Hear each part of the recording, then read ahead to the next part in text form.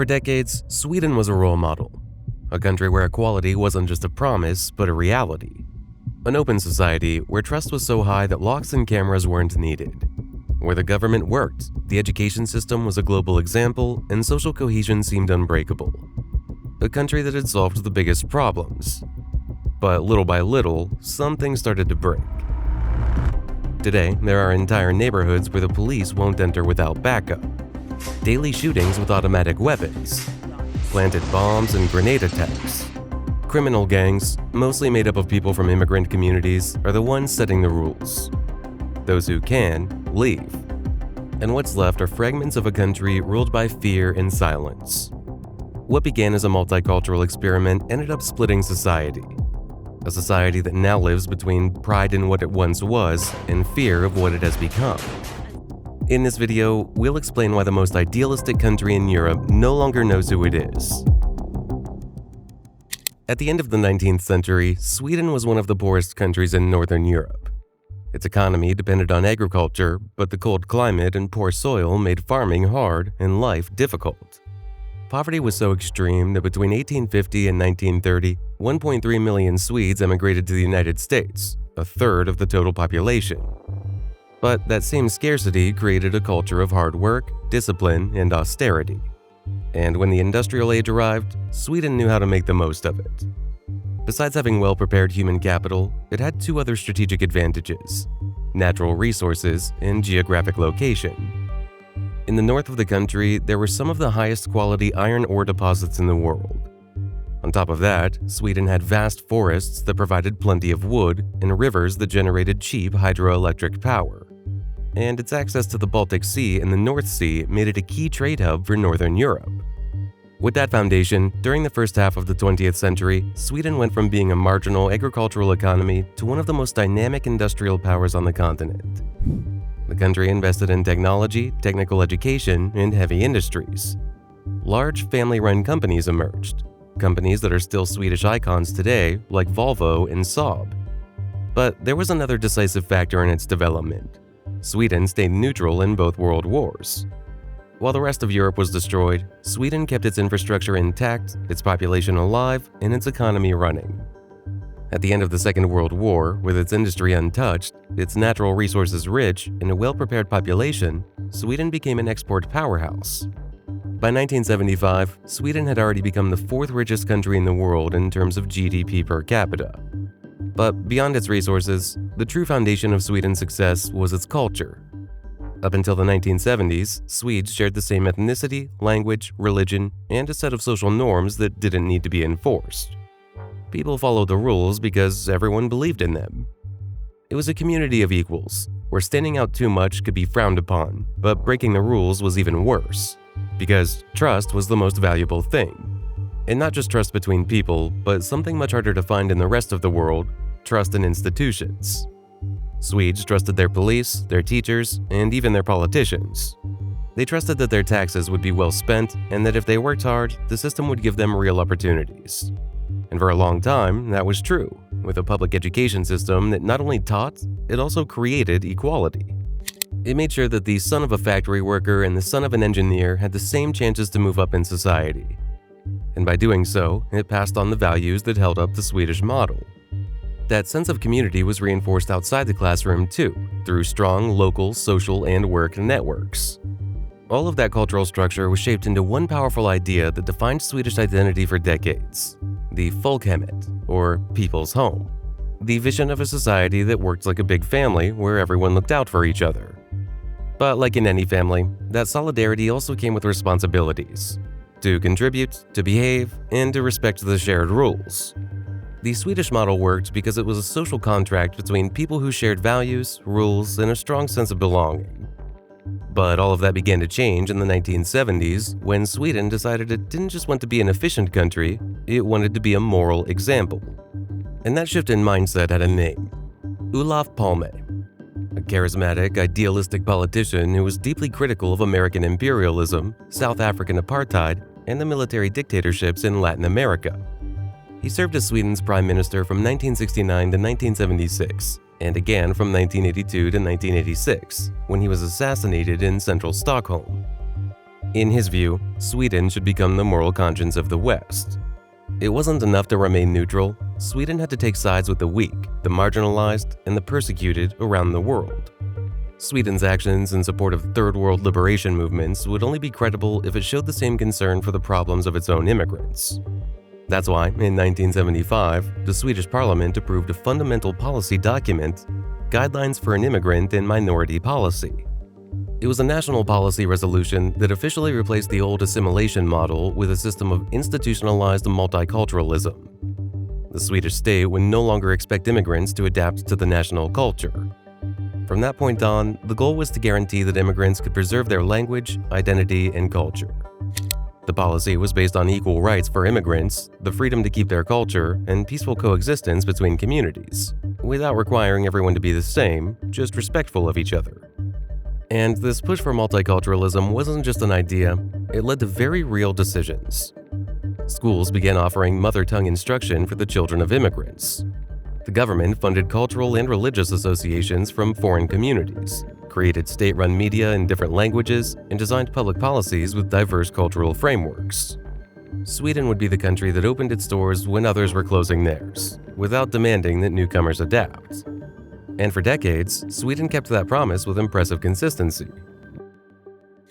In the 1970s and 1980s, Sweden received around 25,000 Latin Americans fleeing military dictatorships and around 30,000 Iranians after the Islamic Revolution. Thousands of refugees also arrived from long conflicts in Afghanistan, Eritrea, and Somalia. By the early 1990s, although the numbers were still moderate and only 2% of the population were immigrants, the change was starting to become visible. And the numbers kept rising in the years that followed. Sweden welcomed tens of thousands of refugees from the Balkan Wars, more than 80,000 people from Bosnia alone between 1992 and 1994. By the end of the century, over 1 million people living in Sweden had been born abroad, making up about 11% of the total population. In the 2000s, this trend continued. Year after year, Sweden kept receiving tens of thousands of immigrants and refugees from countries like Iraq, Afghanistan, and nations in the Horn of Africa. By 2010, the country had received almost 1.4 million immigrants, representing 14.3% of the Swedish population. In many urban neighborhoods, native Swedes were already a minority, and segregation, unemployment, and cultural differences were becoming more obvious. The breaking point came in 2015.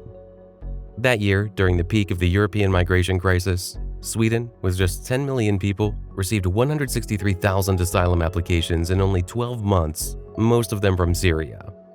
It was the highest per capita rate in the entire OECD. Asylum offices were overwhelmed. Local governments had to set up emergency shelters in gyms, hotels, and community centers, and the school and healthcare systems couldn't keep up. By 2024, 20% of the Swedish population were immigrants. This was a massive transformation of the country's demographics in just a few decades. But Sweden's immigration problem isn't just about numbers. It's that Sweden's welcome model is based on the idea that the government can manage integration from the top down, like just another administrative process. Migrants are sent to regions where they don't know anyone, where there are no jobs, and where even the locals don't know how to receive them. Unlike other European countries, Sweden gives citizenship without language tests, without needing a job, and without seriously checking criminal records. You only need to be physically present in the country for a certain amount of time. From day one, an immigrant has access to subsidized housing, free healthcare, education, unemployment benefits, and paid training courses. And slowly, those same systems that once helped Swedes ended up becoming an invisible trap for immigrants because they held them back. A clear example is the case of Iranian immigrants who came to Sweden during the 1980s and 1990s to escape the Islamic regime. Many of them were highly educated, middle class, and had professional experience. But once in Sweden, only 18% managed to join the workforce, and on average, they earned 35% less than Swedes. In the United States, Iranian immigrants with similar backgrounds during the same period not only integrated, they earned on average 36% more than native-born Americans. The difference wasn't in the immigrant, it was in the system that receives them. In Sweden, more than 60% of jobs are found through informal contacts, friends, family, or former classmates. But new arrivals don't have those networks. And without the language, without references, and without social ties, the door to employment is shut. As a result, today, half of all non-Western immigrants in Sweden are unemployed. And among those who do have jobs, many work off and on with low pay and no real chance of moving up. On top of that, they receive up to 9 times more in government benefits than native Swedes.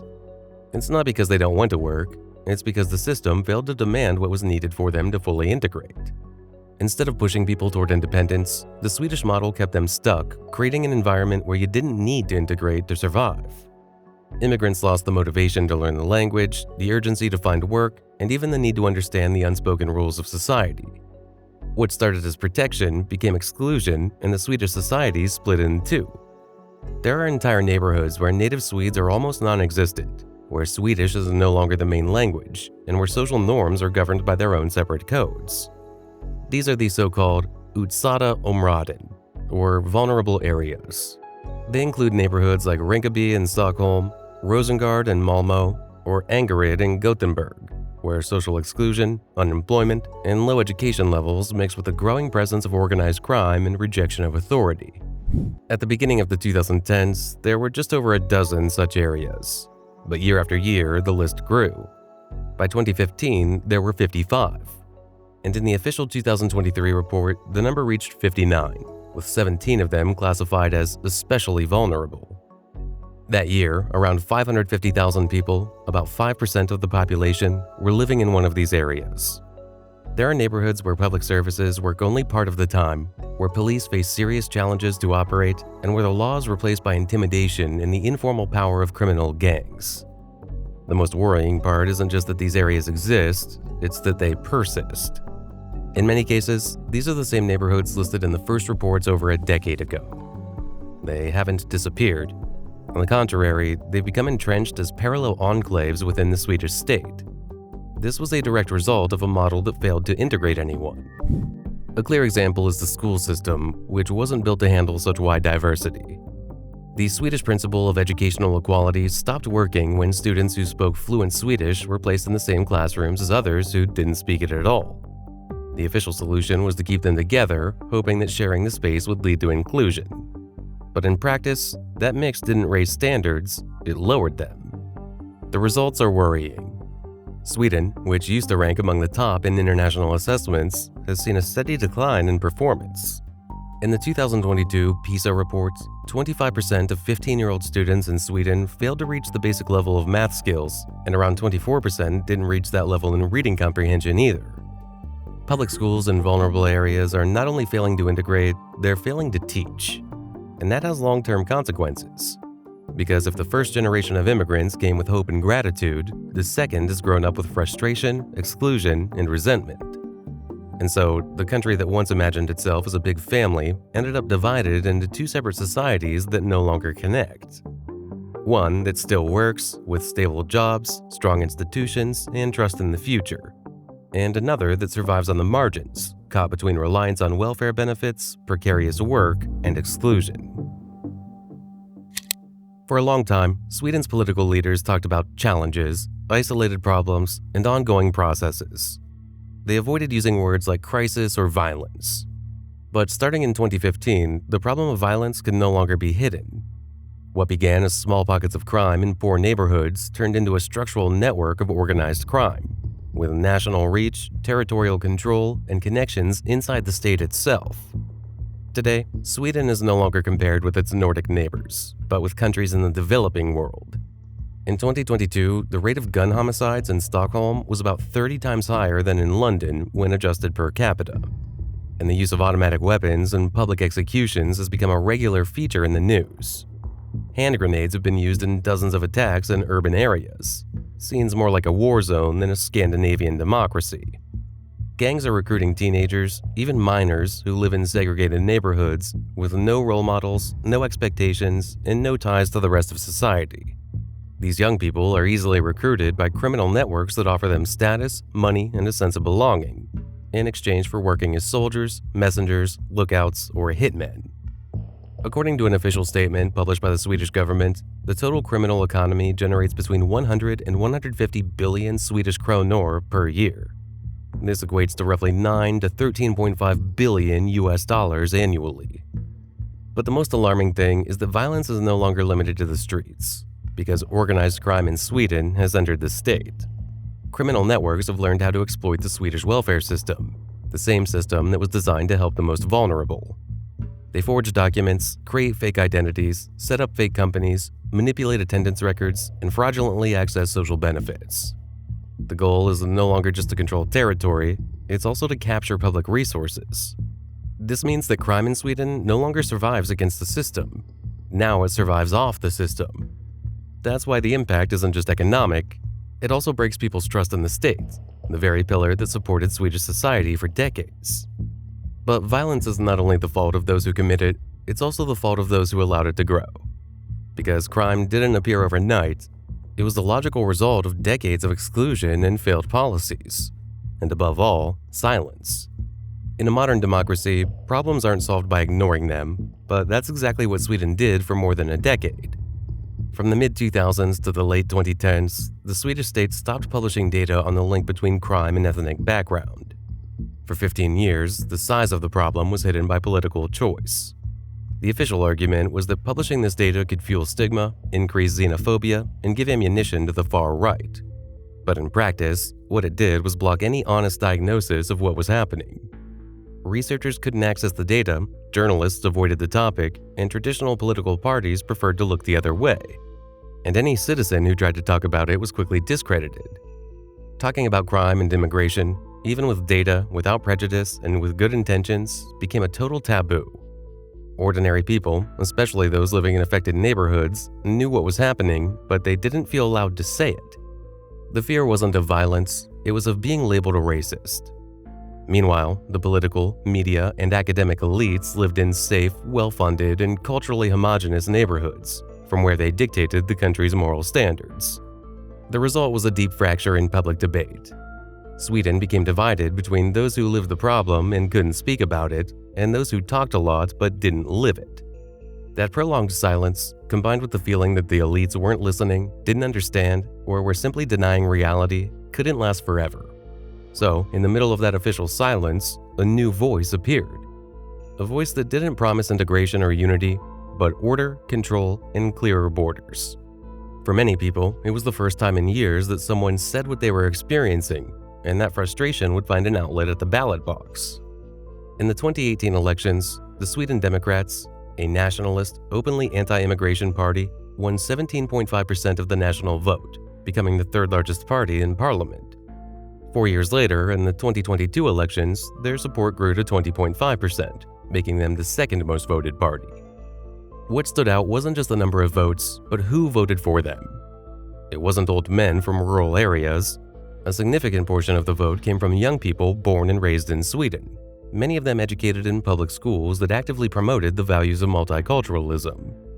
Kids who were told they lived in an equal society, that diversity was a strength, and that any difficulty they faced was just a prejudice to overcome. But whose daily experience was very different, with divided classrooms, constant conflict, unprepared teachers, and a system that asked them to adapt without offering answers. But they weren't the only ones. Sweden's political shift cut across generations, genders, social classes, and regions.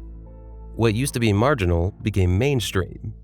Because the Swedish model didn't fail overnight, it failed slowly, in front of millions of citizens who watched it fall apart in their daily lives.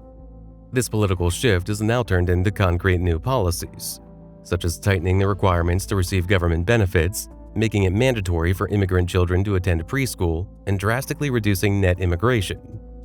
In fact, in 2023, net immigration was just 30,000 people, one of the lowest levels in decades.